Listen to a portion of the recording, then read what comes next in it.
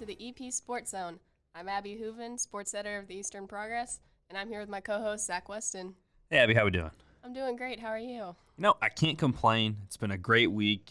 Baseball was good, softball was good, beach volleyball, there's always next season, and men's golf is in full swing. So, it's just been a great week. Well, we've got a couple transfer announcements, commitments to kick off this episode. We'll start with basketball. We've got Madison Central native Isaiah Cozart is coming back to Eastern for his last couple years of eligibility. What do you think of that one? That's a really good get. Just from a depth perspective, he's going to come in and be able to play and give some solid minutes. And I think he's got a lot of untapped potential. He fell out of the rotation for Coach Stansbury at Western. And it kind of stymied his development a little bit. I think there's a lot that he can show that he didn't get to at Western. So I think it's a really positive get for us, especially because he's got 3 years eligibility left with COVID and all of that. So he has plenty of time to just show everyone what he can do. Right, and we've got football, another transfer. We've got Washington State defensive end Willie Taylor. He committed today, so another big get for EKU sports. You have any thoughts on that one? Yeah, so he'll be a graduate senior transferring, and he had a positive, just effective career as kind of a rotational lineman at Washington State. He ended up totaling 9.5 sacks for his career. So I think when he gets down to the OVC, I think he'll be running past tackles for days. I think he's a little flexible. He's only 246, so he can move back, play some linebacker, not just be a defensive end. I think that's a really good get. He's going to be a versatile player, and I think we'll do a lot with it. Yeah, just to correct Zach there, we are in the ASUN, not the OVC. Crap, you're right. We are in the ASUN. It's all right. We make that mistake a few times. It's been a while since I've thought about it for football. It's all right. But speaking of football, sidetrack, Zach Weston here, it might be the quarterback of the year in intramural flag football. I'm pretty good. I think our team's not very good. We don't play defense. We're not very committed to that. As you know, I throw the ball and then walk straight off the field. No defense for me. But it's a good time. It's fun. I'd say I'm better than what you'd expect for a 5'10" guy. So, yeah. Your thoughts on that? You watched it. You watched it all. I think you have potential, but I don't think Walt Wells is going to be calling you anytime soon. I have potential though, guys. So Stay on the lookout if you're into intramural sports here. Yeah. But we'll get back into our EKU sports here. We've had a full week of baseball. We started off on Tuesday against Xavier. We went a little bit longer than normal. We went to 11 innings and ended up winning 3-2. It was a crazy game. Just wild ending. Michael Gorig scores on a wild pitch and just a great way to end off a non-conference game. Yeah, it was a great, we've been slipping late and, we needed a little bit of luck to get past Xavier, winning on a wild pitch. It creates your own luck, of course, but it was lucky for the game to end that way. And, getting that little bounce, the baseball gods smiling upon us, it set us up for a great week. As will be the theme, Kendal Ewell was amazing all week, and we took an early lead as he drew a one-out walk at the bottom of the first and advanced to third on an errant pickoff throw. 2 batters later, Will King flew out to center field to score Ewell and give us a 1-0 advantage. And then Xavier, they drew it even in the top of the third with an RBI single, but we answered in about 2 innings later. Max Williams led off the bottom of the fifth with the first hit of the day, and then Ewell beat out a grounder to put 2 on with nobody out. And then Logan Thomason cracked a double to bring home Williams and put us up 2-1. But Xavier came back in the 7th, put across the tying run. And then we were kind of in a bit of a pickle in the 9th inning. Xavier had 2 runners on with no outs. And Gorig made a beautiful diving catch behind home plate for an out. And then Will Bryan came out and fanned 2 batters to keep the score tied at 2-2. Yeah, we failed to score in the bottom of the 9th, couldn't take that advantage. But, when you've got Will Bryan, a close game is as much as yours. So he responded. He struck out the side, top of the 10th, 1-2-3. We loaded the bases in the bottom half of the 10th, but popped out to short to end the threat. So, once that happens, you're feeling, oh no, can we can we keep going? And we had another pitcher step up, Christian Jones. He sat the Musketeers down in order in the 11th. So in the 10th and 11th, the 2 extra innings, we went 6 up, 6 down. Just great to see. And Gorig moved to third in a Jalen Jones sacrifice bunt. They had a wild pitch, and we walked a guy home. Game over, we win. So, that was just a huge win to get the weekend started. And I was impressed by Christian Jones. I was kind of questioning why we took Will Bryan out, but he came in, did his job, and got his first win of the season. And then, Logan Thompson led him with 2 walks, had the lone extra base hit of the night. So just a good win to come out on top in a crazy night. Just couldn't get much going when we needed it, but when it mattered, we ended up getting. We got enough going. we got enough to pull out the win. Give them some credit. I mean, we won. Well, yeah. we got enough, but I think it wasn't as flashy as this coming. Yeah, we saved it all for this weekend series. Friday versus North Alabama, we won 10-5. The score was tied 5-5 in the 6th. Just a lot of good baseball guys getting on base, just hitting guys home, and both teams doing that. But in the 6th, we busted the game open. It all started with a 1-out, 11-pitch walk drawn by Max Williams. I love watching him because he takes unless he hits it in the first 4 or 5 pitches, everything is 7 or 8. He'll foul off 3. He'll take a couple. I mean, yes, I was there. He fouled off probably 6 in a row. It's great, and he does that. He does that a ton. It's a shame we're just talking about it now. Just to show you how Kendal Ewell's weekend was going, he got an infield single to start it. He ran out a ball to short to put a pair of runners on for Logan Thomason. He doubled to left to break the tie. Will King followed the 2-run double.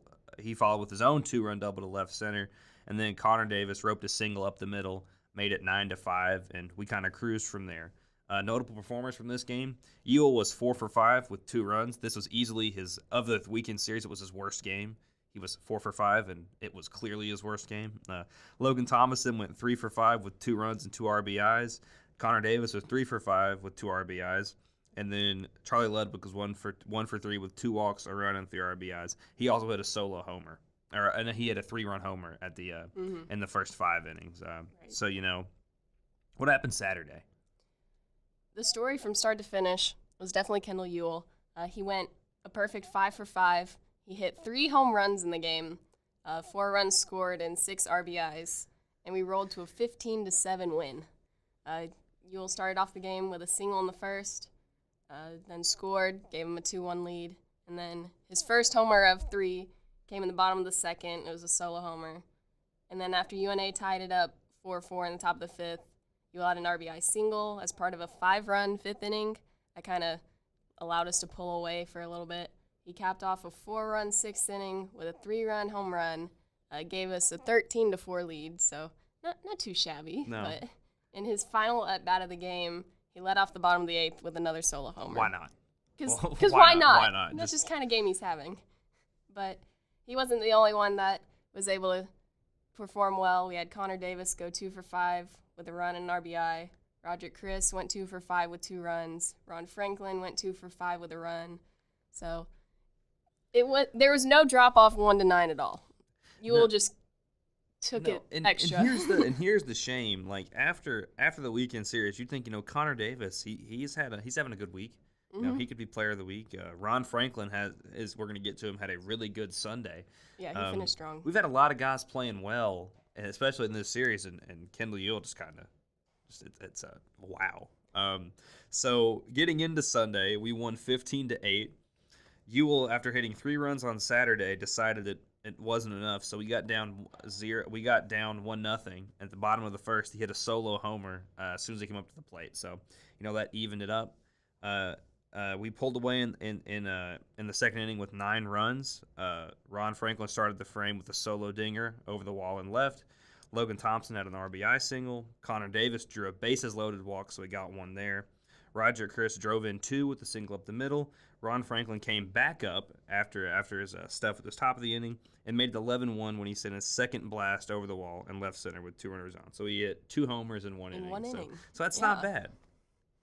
But going back to Ewell, he went 3 for 5, two runs, 4 RBIs. Franklin went 2 for 4 with 2 runs and 4 RBIs. And then Charlie Ludwig went 1 for 2 with 3 walks and 2 runs. So for the whole weekend, Ewell went 12 for 15, 5 homers, 10 RBIs. That's just crazy numbers to put up in one series. Yeah, he was really agitated. I think he had gotten below 400 in the A-Sun. So, he had a good week. He got his average back up to 415. So, we can all breathe a sigh of relief. He's back to way above average. So I think player of the week, do we even talk about it, or do we just? I think it's a given. Do we just say Kendal Ewell and move on? I think if we don't say Kendal Ewell, we might lose some credibility. What little credibility we have might be gone. So Kendal Ewell, player of the week. Great job, Kendal. What's up next for us, Abby? We've got another full week of games. Tuesday, we play at home versus our rival Morehead State at 6. And then we travel to Northern Kentucky on Wednesday for a 3 p.m. game. And then Friday to Sunday, we go to Bellarmine. Fridays at 2, Saturdays at 2, and Sundays at 1. So another full week of games. It'll be a good one. It'll be good. I think, I like that we're getting in some out-of-conference games and just to spice it up a little bit with Morehead and NKU. I'm excited for the Bellarmine series. My uncle played shortstop at Bellarmine when, he's 60, so I don't know, 40 years ago. So I hope we can dominate that one so I can just flex on my uncle a little bit. But, that'll be a good series. I expect us to do pretty well this weekend. I think we've recaptured the mojo. So I think we'll be good. But softball, big week. We had UK on Wednesday, huge game. Tell us what happened there. We brought in the number 12 team in the nation, and within the first couple innings, we were up 7-2. Nobody in the stands kind of expected that kind of start. They started off leading 2-0, and then we ended up scoring 5 in the bottom of the second. Just kept it going. We added 2 more in the next 2 innings. Ariana Miranda, she used an RBI single to score Lou Bowers, and then Jasmine Miller hit a solo homer to push the lead to 7-2. And then we held them scoreless for 3 innings. And then we kind of teetered off at the end. We let them get 8 runs in the 6th and 7th. We had 2 outs in the 7th, and we gave up a 3-run homer for them to take the lead. Yeah. And they added another run off a double to the wall. So we started well, and I was really impressed because we really threw their pitchers off. And it wasn't just that our hitting was on, but our pitchers were frustrating them as well. And then it just came down to the last little bit. We kind of let up a bit, but UK's a good team. We weren't expecting them to just get walked over. Well, you're asking us to basically play our best softball, perfect softball for the duration of the game. We had already gotten lucky. UK got up 2-0, and we battled back. So asking us to battle back twice, that's hard to do. Yeah. But, we fought again. And I think as you see games after this, we figured some things out, I think. I think we might look back at the end of the season and say this UK game was the launch point for a big second half of the year. Right. So after the heartbreaking loss, and it truly was heartbreaking, yes. We went Saturday and Sunday versus Bellarmine. Saturday game 1, we won 10-3. 10-3, not a scoreline we've seen very often this year, but it's good to get it rolling now. Maggie Purdy hit her second home run of the season in the first to put EKU ahead 2-0. Vianna Barron singled through left to score Lou Bowers and give EKU a 3-0 lead. We added 4 more in the top of the third. Barron hit another RBI single to score Samantha Reynoso. Ariana Miranda doubled the right center to score 2 more. And Jeannie Riley's single brought in Miranda to give EKU a 6-0 lead. Bellarmine got 2 back in the bottom half of the third on a 2-run homer. But, we answered a bases-loaded walk and 2 RBI double by Carly Robinson in the top of the 6th. gave us a 10-2 lead over the Knights, and, we kind of put it to bed after that. Deanna Barron had a great game. She went 2 for 4 with 2 RBIs. We had, as a team, 8 hits on the contest. Caitlin Young picked up the save. She threw for the final 3 innings of the game. She's been playing well lately. She came in against UK, kind of did some things for them there, and then kept it going against Bellarmine. So good win to start off the doubleheader, and then there was no breaking between game 1 and 2. It just kept going. We won 11-3 in 6 innings. We scored 4 runs in the second and 5 runs in the fifth. So a couple big innings there to push us ahead a bunch. Yeah, in the second inning, Ariana Miranda singled to score Jasmine Miller. Matera Morales had an RBI double that scored Lou Bowers. A wild pitch scored Miranda. Samantha Reynoso hit her 3rd homer of the season to cap off the 4-run second inning. The Knights scored 2 in the bottom of the 4th on 3 hits, all being singles, so they responded a little bit, but we did not flinch. We answered back with 5 runs in the top of the 5th on 3 hits to go ahead 9-2. Went through our entire order in that inning, so just a monster inning for us. We pushed, 2 more across in the top of the 6th on an RBI double by Bowers and sacrifice fly by Barron to put the run rule into play. Laura Narvez earned the win on the mound. She struck out 2 and allowed 4 hits in 5 innings. Jasmine Miller had 3 runs, a hit, and an RBI. Lou Bowers, 3 hits, 1 run, and an RBI. Matera Morales, 2 hits and 3 RBIs. We had 9 different Colonels score a run in the game. So it was a nice team effort to get the win, and that was really good to see. Yeah, it's nice to see this team coming together late in the season. They've kind of had some struggles up till now, but this weekend this week was, like you said earlier, it's kind of like the turning point for the team. They're figuring things out. They're seeing that, the lineups we're getting. Lou Bowers is playing great lately. Matera Morales, she's been coming in, getting some good things going.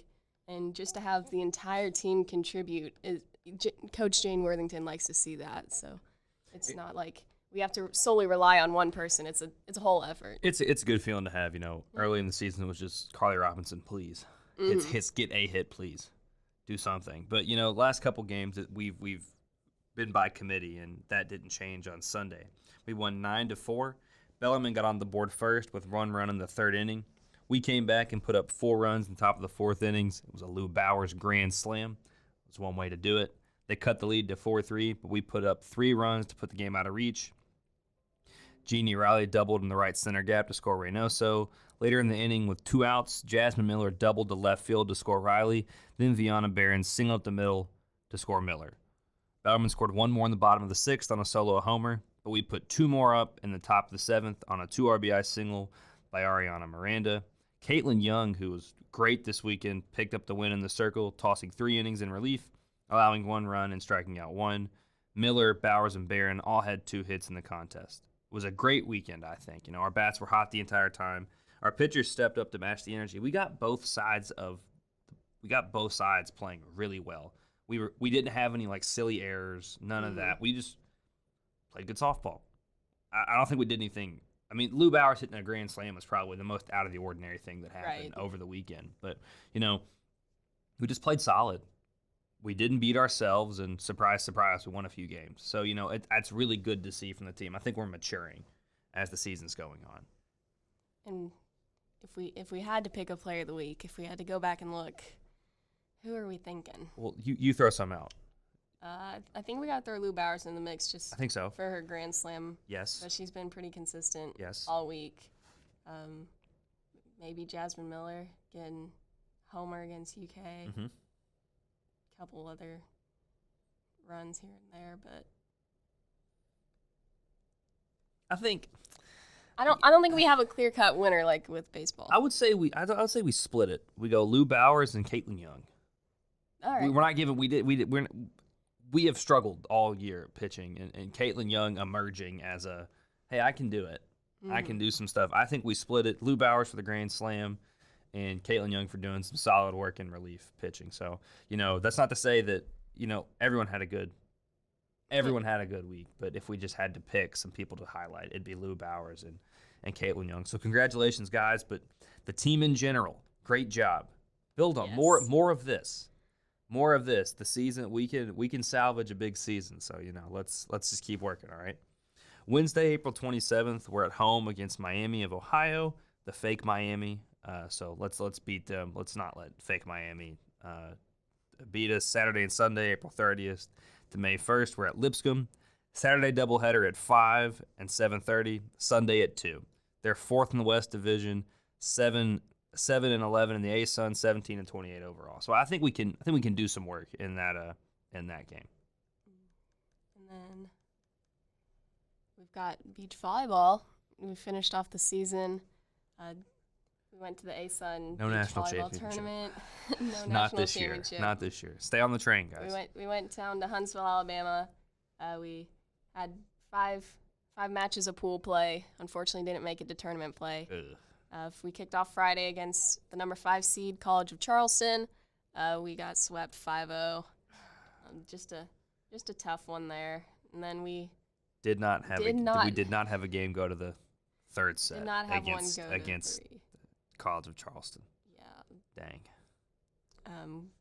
Friday, the second game, we played the number 1 seed Stetson. We lost 5-0.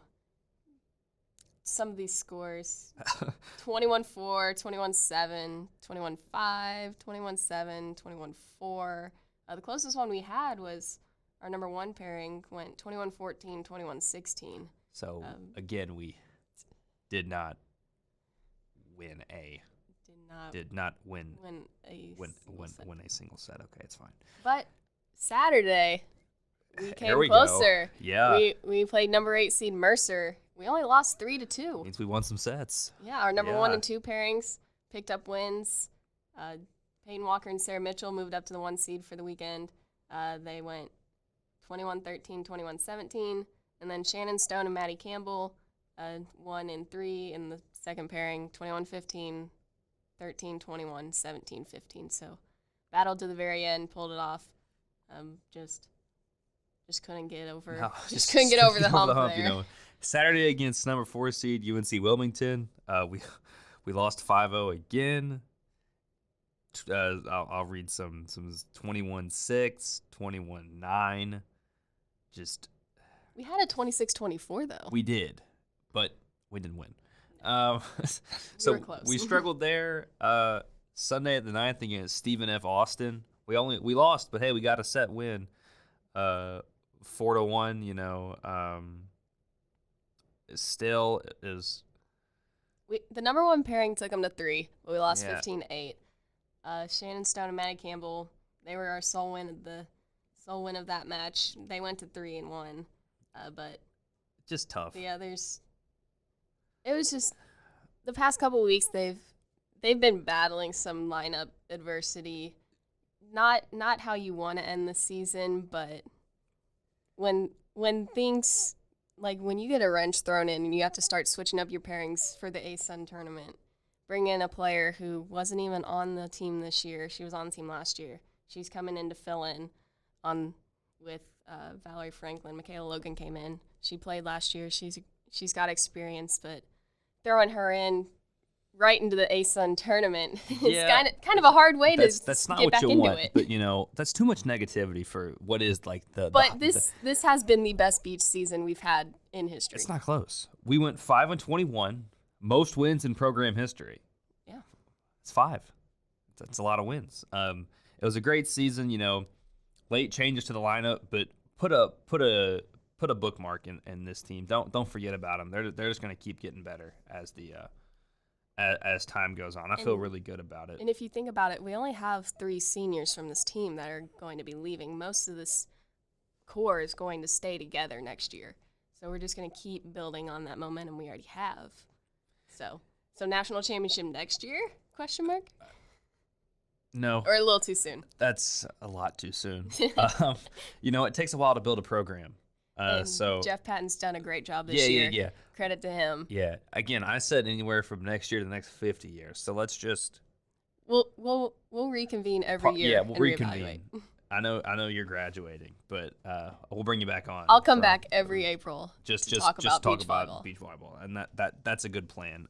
Moving into track and field, this was a very important very important set of meets. We got some really important times in. So Friday, April 22nd at the Virginia Challenge in Charlottesville, Virginia, Joan Zabaleta and Larinaga ran a personal best 16:02 in the women's 5,000 meters. That's number 2 in EKU history and just over 3 seconds off the school record. It also ranks number 2 in the ASUN, number 28 in the NCAA East Regional this season. Our boy Ahmed Jazeeri made his 2022 debut in the men's 3,000 meter steeplechase, clocking a time of 8:39. That time currently ranks number 4 in the NCAA East region. Jazeeri is the EKU record holder in the steeplechase. So something to talk about from this race. Jazeeri was going off for 3 out of the 4, or for 7 out of the 8 laps that they were running. He was very uncharacteristically just like died on the last lap. So for those of you that aren't familiar, when in like a track or cross country race, when you die, like you suddenly just run out of wind and you like run straight up, you stop leaning. That never happens to Ahmed. Never. The steeplechase is his thing. If he had a thing running, he would say it's the steeplechase. He's 7 seconds off of his EKU record, and he's better than he was when he set that record. So look for that time to improve. It was a really weird day for Ahmed, but Nikodem Dvorak, he was good in the steeplechase. He posted a personal best, running a time of 9:10:01. That time ranks number 6 in the ASUN. Good week for him. And we look at the Kentucky Invitational. The team carried on that streak of, getting these personal bests. Laura DeBorda, she dropped her personal best in the 1,500 meters with 4:24:52. That's number 2 in the ASUN this season. Our other Ahmed Saif Kadri, he won the men's 1,500 meters. He had a personal best of 3:46:65. It's the fastest time by a freshman in the ASUN, and it ranks 6th overall. And it's the fastest metric mile by a colonel since 2015. Yeah, he's got a little bit of quickness that I didn't expect him to have. So if you want the 1,600 meter conversion, that's a 4:03, is what it would have converted to. I mean he's freshman. That's some serious speed. I'm excited for what he would do in cross country with that level of get up. But he put a book in. He's gonna be that's impressive from a freshman. He also had freshman Madison Fleming finished 5th in the finals of the women's 100-meter hurdles, dropping a personal best of 13:76. That's a time. That time is number 3 in the ASUN this season. And finally, we had a field event pop. Samuel Carter won the men's triple jump with a leap of 47.3, while Joy Nwoke went 38:11.5 in the women's triple jump. That mark ranks her number 2 all time at EKU. Now our field events are coming. Now they're kicking. ASUN, be on the lookout, because we're coming at this point with our field events rolling. We've got another invitational coming up this weekend. We've got Friday and Saturday, April 29th and 30th. Traveled to Louisville for the Clark Wood Invitational, another great meet there before ASUN championships start. So hope for more PRs and hopefully set some more records. We haven't set a record in a couple weeks. Kind of sad. Yeah, it's unfortunate. We're slacking. We're slacking as a team. Moving into men's golf right now with the ASUN Conference Championship. So that's going to run. It started Sunday and it's going to run until Tuesday, April 24th to 26th. It's in Athens, Georgia, at the UGA golf course. So when I last checked, and this is pre-podcast, I checked. We were sitting in 8th place at 17 over par, 22 strokes off of first place of North Florida, who was sitting at 4 under. And then our highest ranking golfer was Francesco Graneri, who was tied for 11th at 2 over par. At present, let me hit refresh on the page. We are in 8th at 22 over. We're +8 on the day. So we haven't lost ground in the standings, but we have just in strokes. The field's starting to spread a little bit. North Florida is still 4 under. Individually, our top player is... It's now Reese Sexton. It's Reese. Let's go Reese. I have Politics 318 with Reese. don't be on the lookout for we have to like do a simulation, right? So I'm sending them an email about, hey, what we're going to do. So, keep rocking, Reese. You're doing great, buddy. I'll see you in class Tuesday, assuming you get back in time.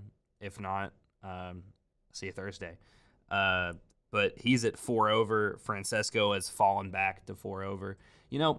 Big for Reese, though. He had a really rough day one, so he's coming back and playing well. We're hanging tough. We just got to be in there with a shot at the podium and on day 3. Yeah, we're looking. Willis Gares tied for 37th.